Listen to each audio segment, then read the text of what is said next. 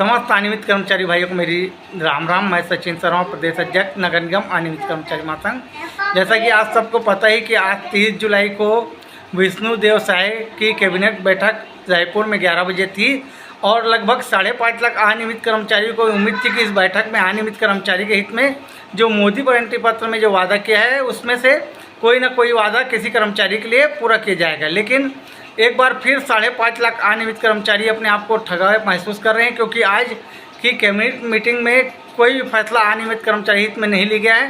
मैं आपको बताना चाहूँगा, जो 1 महीने से ऊपर हो गए स्कूल सफाई कर्मचारी अपनी प्रमुख 3 मांग को लेकर अनिश्चितकालीन हड़ताल में है। पहली मांग जो मोदी गारंटी पत्र में वादा किया गया है 50% वेतन वृद्धि का, उसका पूरा किया जाए। दूसरी मांग है उनकी युक्तिकरण में किसी भी स्कूल सफाई कर्मचारी की छटनी ना की जाए। और तीसरी मांग जो उनकी 14-15 वर्षों से चलते आ रही है कि अंशकालीन से पूर्णकालीन सरकार करे। उनको उम्मीद थी कि इस मीटिंग में जो उनके द्वारा अनिश्चितकालीन हड़ताल चल रही है उसके लिए ख़त्म करवाने के लिए कोई ना कोई अच्छी पहल सरकार द्वारा की जाएगी। लेकिन एक बार फिर स्कूल सफाई कर्मचारियों को हाथों में निराशा लगी है।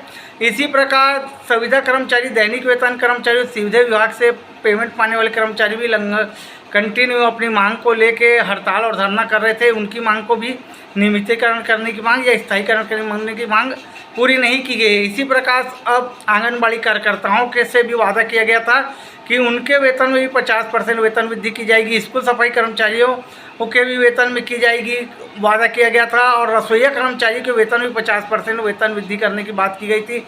आंगनबाड़ी कार्यकर्ताओं महिलाओं के वेतन में वृद्धि की बात की गई थी। बिहान महिला कर्मचारियों के वेतन वृद्धि की गई थी। इन सब को उम्मीद थी और ये सब भी अपने मांग को मनाने के लिए धरना प्रदर्शन कर रहे हैं, लेकिन इनकी मांग को भी पूर्ण नहीं की गई है। इनके वेतन में वृद्धि नहीं की गई है।